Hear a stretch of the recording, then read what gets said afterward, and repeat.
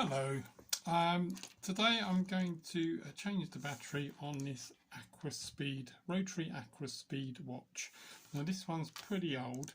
I've had this one for a long time, and I've even damaged the glass on this, but obviously the battery's died, so I'm going to change it. So this is a typical chronograph in the Rotary range. This one looks very similar to a Rolex Daytona, but that's probably why I like it so much. But anyway, if I just show you then, what we're going to do is just take the pin out here so that we can get to the back. You'd probably be able to do this without removing the pin, but just push that in and remove the pin like so. Keep that somewhere safe, and then using a tool similar to this one, you've got the three-legged variety, which adjusts. So you've got this one. This is one of my favourites, but this is fine as long as it's not too tight. Now I've already loosened this one, luckily, but you just put it in, adjust it to the right size into the little lugs, and then you push down hard and turn it. Some people actually put some plastic over the back to protect it, just in case you slip, but obviously I've already loosened this one, so we'll undo it that way. So that unscrews like so, and once it's come nice and loose, we should be able to just unscrew that, which we'll do here. Okay, so once we've unscrewed that, I'll show you the back. So some people do replace the rubber seal. There's a rubber seal around this. This one looks okay, and I don't intend to go swimming or in the sea, so I've got a little screwdriver here, but I'll just lift up this plastic piece here to keep the rubber in position, but this plastic bit pops up. Be careful, there's a couple of little lugs there, so we'll leave that. Put that one back in there. I've gone and popped out the seal now, and there's the battery there. It's a 364 type battery, which is also AG1. You can get AG1 batteries quite easily. You know, they're on a pack in Poundland, so they're cheap and cheerful. But I say if you buy it online, it is the 364 number or the AG1. So if we just pop that one out, carefully, like so. A very small battery, one of the smallest, I believe, very small.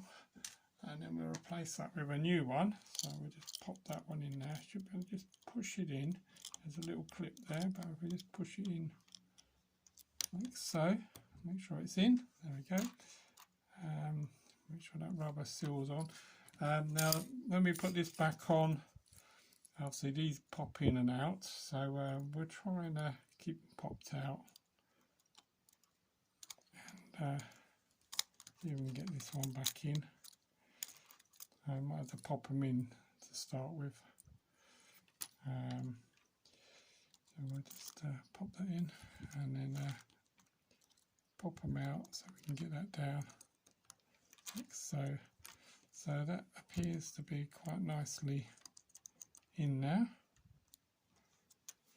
and then we just screw the back on. So let's do that one by hand to start with.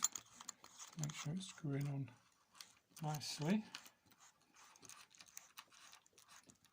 like so, and then I just tighten that up using this tool, like so.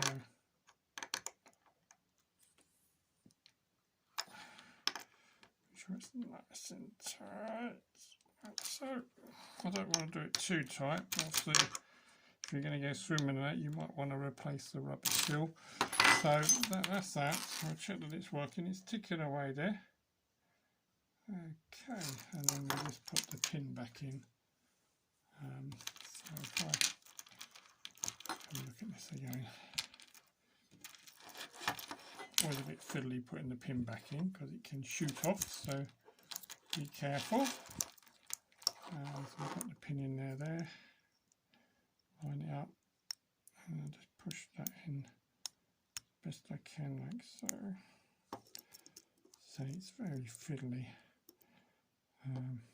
So if you're doing this all the time, you'd probably become a dab hand at it. But it's just a matter of getting that pushed down so you can get it back in there. Trial and error. I will get there eventually. For the sake of this video, perhaps I'll spend too long doing this, but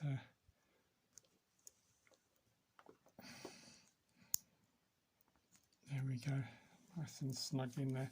So there you go, that's how straightforward and easy it is to change the battery on a Rotary aquaspeed chronograph watch.